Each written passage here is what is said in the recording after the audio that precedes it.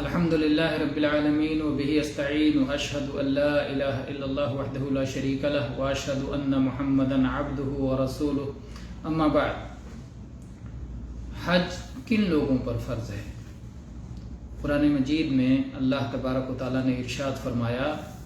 وَلِلَّهِ عَلَى النَّاسِ حِجُّ الْبَيْتِ مَنِ اسْتَطَاعَ إِلَيْهِ سَبِيلًا، اور اللہ کے لیے اللہ کے گھر کا حج کرنا ان لوگوں پر فرض ہے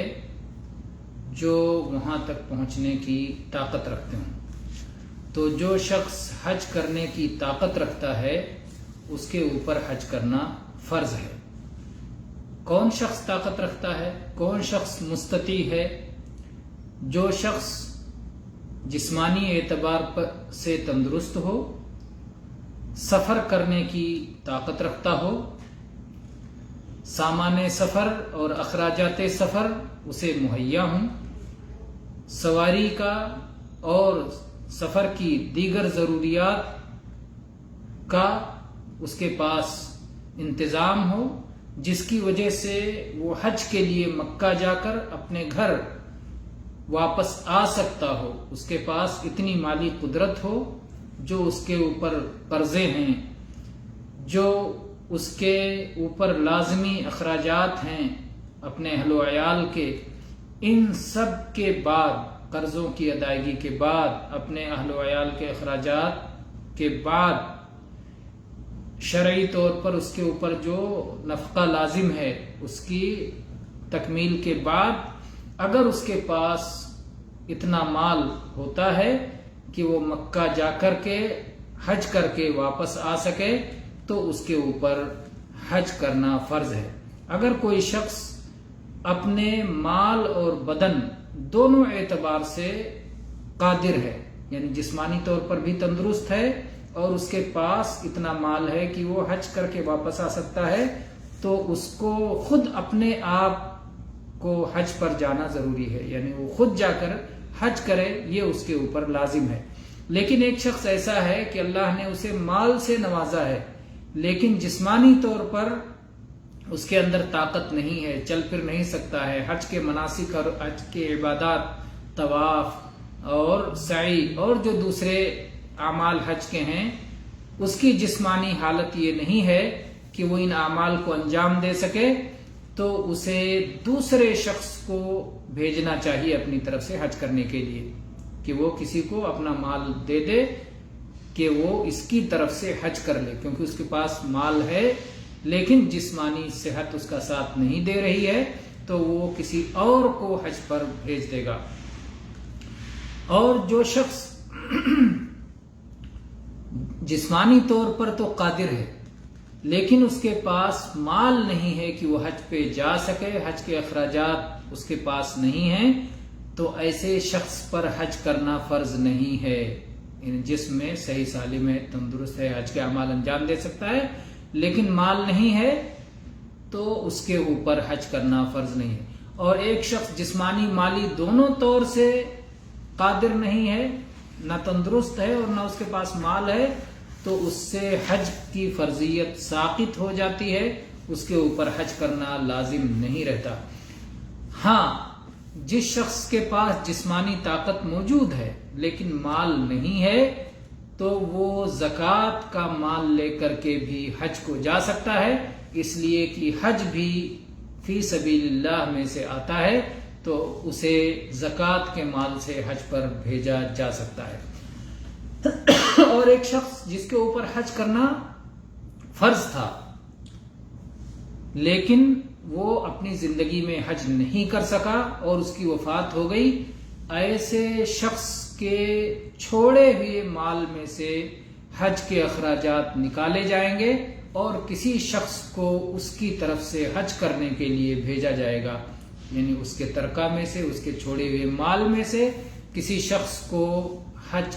کے لیے بھیجا جائے گا کہ وہ اس کی طرف سے حج بدل کر لے، اس کی طرف سے حج کی ادائیگی کر لے۔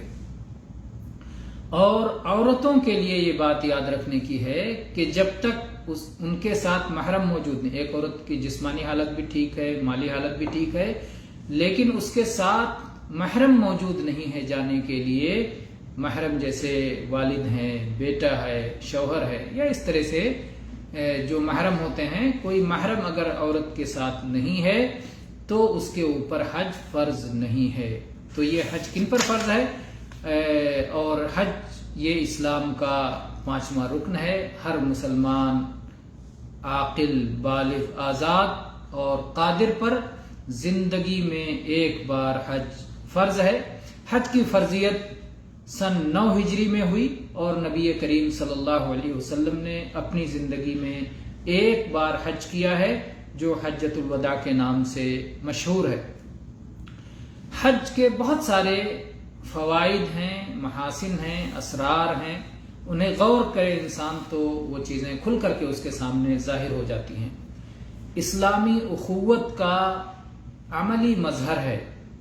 پوری اسلامی دنیا، پوری مسلمان امت وہاں اکٹھا اور متحد ہو جاتی ہے، اور جو رنگ و نسل کے امتیازات ہیں، زبان و وطن کے جو امتیازات ہیں، طبقاتی جو اونچ نیچ ہے، یہ سب حج کی عبودیت میں، حج کی بندگی کرتے ہوئے یہ سب مٹ جاتی ہے۔ سارے مسلمان ایک ہی لباس میں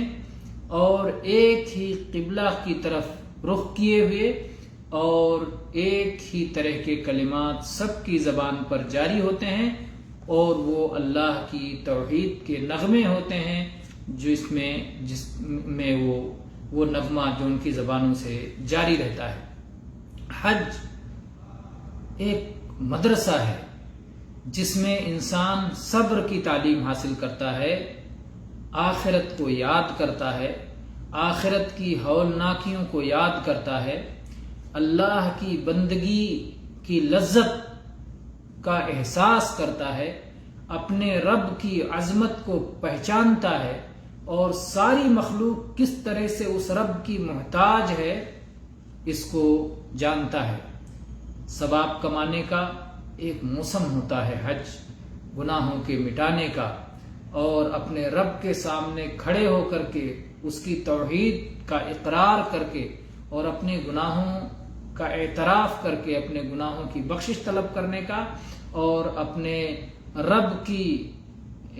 عبودیت کا جو حق ایک بندے پر ہوتا ہے اس حق کو ادا کرنے کا یہ موسم ہوتا ہے۔ آدمی جاتا ہے، اللہ کے گھر کا طواف کرتا ہے، اس کے صفا اور مروہ جو اس نے اپنے شعائر بنائے ہیں، وقوف عرفہ اور وقوف مزدلفہ،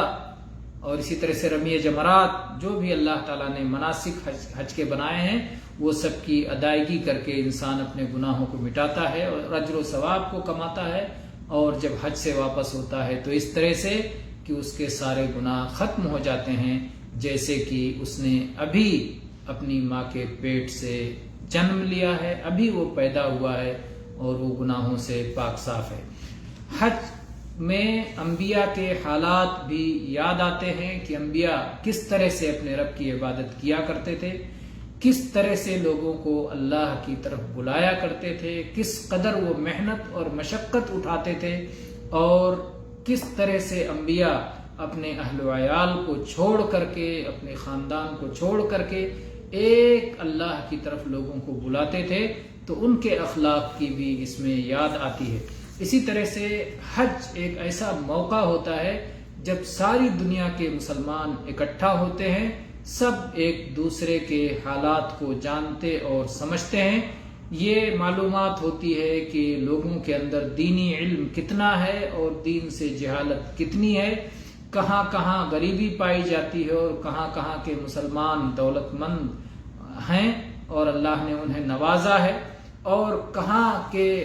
مسلمان صحیح راستے پر ہیں اور کہاں کے مسلمانوں میں انحراف پایا جا رہا ہے۔ یہ ساری چیزیں حج میں اکٹھا ہو کر کے،